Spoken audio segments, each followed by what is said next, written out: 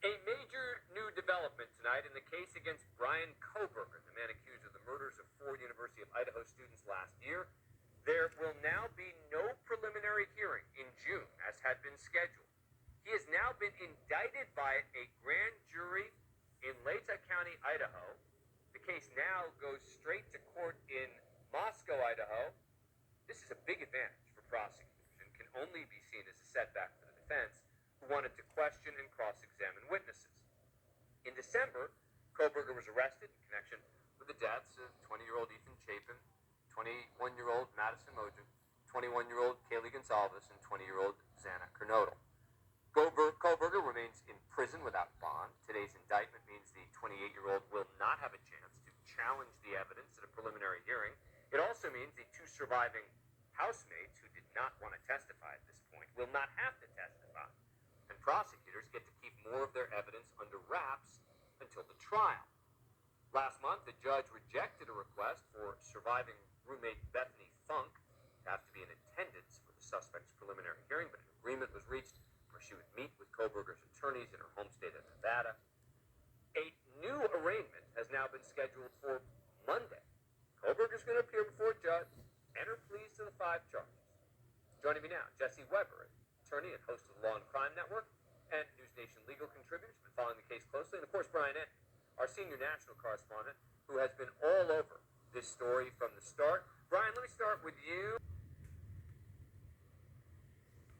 The man accused of murdering 4 University of Idaho students, Bryan Kohberger, he has hired a new attorney before his trial starts next month.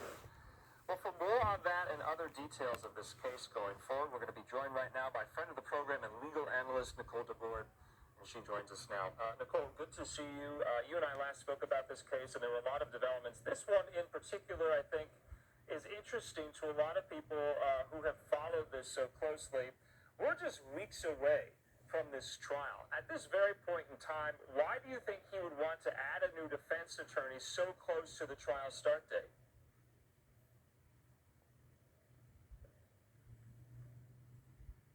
In this case, and it is always better to have an extra pair of eyes when it's possible on the defense team. And in this circumstance, it's a late addition, but it's probably a smart one. It's always good to have someone who can be looking over the evidence with you when you're confronting a mountain of evidence like this presents. Death penalty.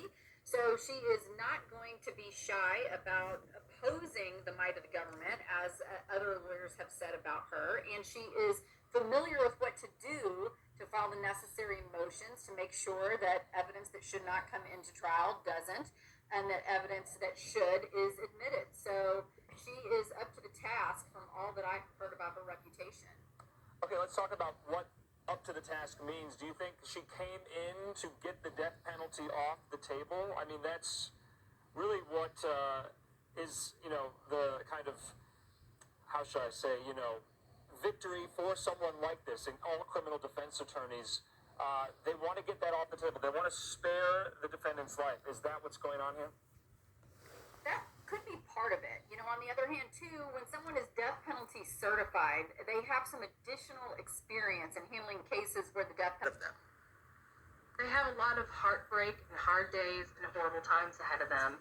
And yes, this particular father has been very outspoken, and I have dealt with victims of homicides, and it's a very delicate balance, because you want to comfort them and validate what they're going through, but also this particular father, I wish I could have, or wish somebody would have in the beginning, if it was possible, and maybe somebody did, pull him aside and say, look, I know you're passionate, I know you want answers, I know you're out there advocating, but also let the police do what they're supposed to be doing, and any information that the police give you, please don't put out there, because that can hinder the case.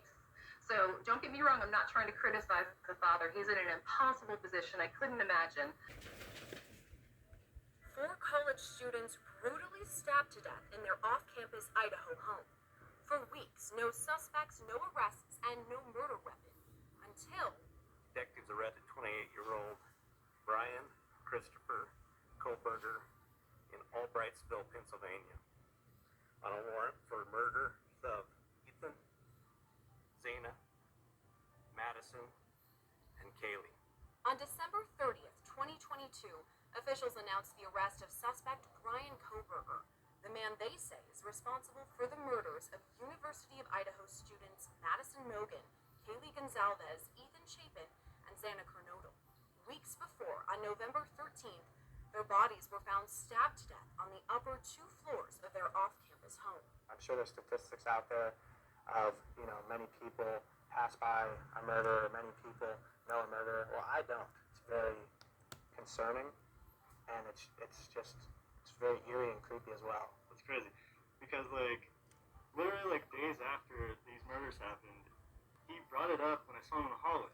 To get inside the mind of accused killer Bryan Kohberger, Law and Crime Network began a weeks-long investigation into his past, teaming up with local Pennsylvania news outlet LehighValleyLive.com to walk in the footsteps of the highly educated murder suspect before he moved across the country to Washington. Forced to turn over information in connection with the murder case against Bryan Kohberger. All right. Among those served, tech names like Apple, Amazon, Google, and DoorDash, social media companies Meta, Snapchat, and Tinder, and retailers Walmart and K-Bar Knives, the brand of knife sheath found at the crime scene with a single source of male DNA linked to Kohberger. But not all the warrants are focused on the suspect. Some are requesting bank and social media information about the victims. They're trying to find out if there is a hidden link that could explain a motive. They will never be forgotten. The 4 college students were found stabbed to death in an off-campus home last November. Authorities still haven't publicly released a motive, but alleged cell phone data shows Kohberger stalked their house at least a dozen times before the killings and even went back to the crime scene hours after the murders. Experts say data from these warrants may help investigators piece together an even stronger digital footprint.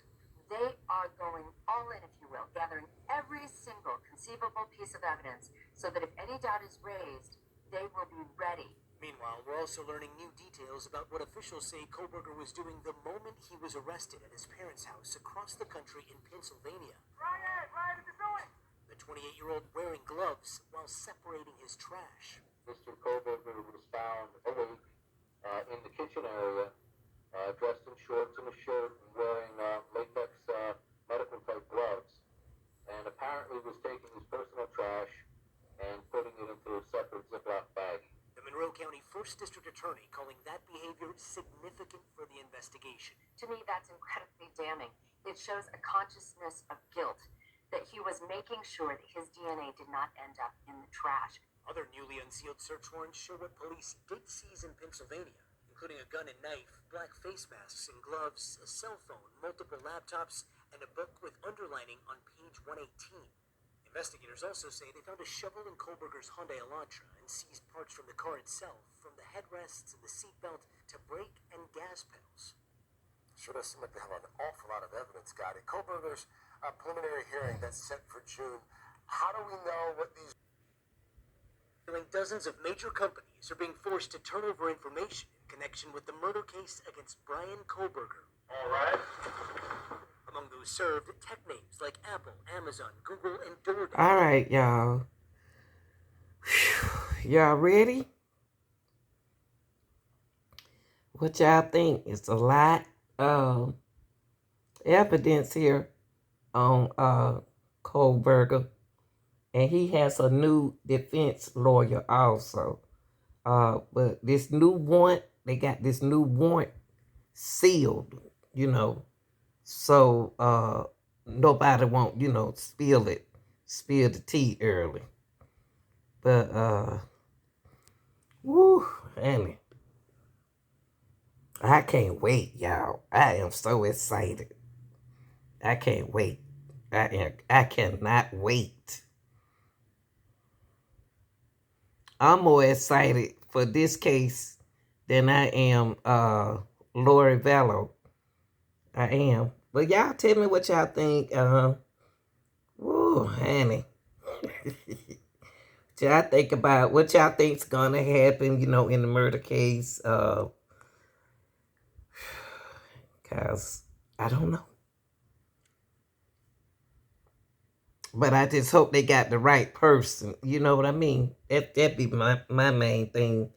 Do they have the right person, Make sure he's the right one and not the wrong one. All right, y'all tell me what y'all think. Like, share, and subscribe. I'm out.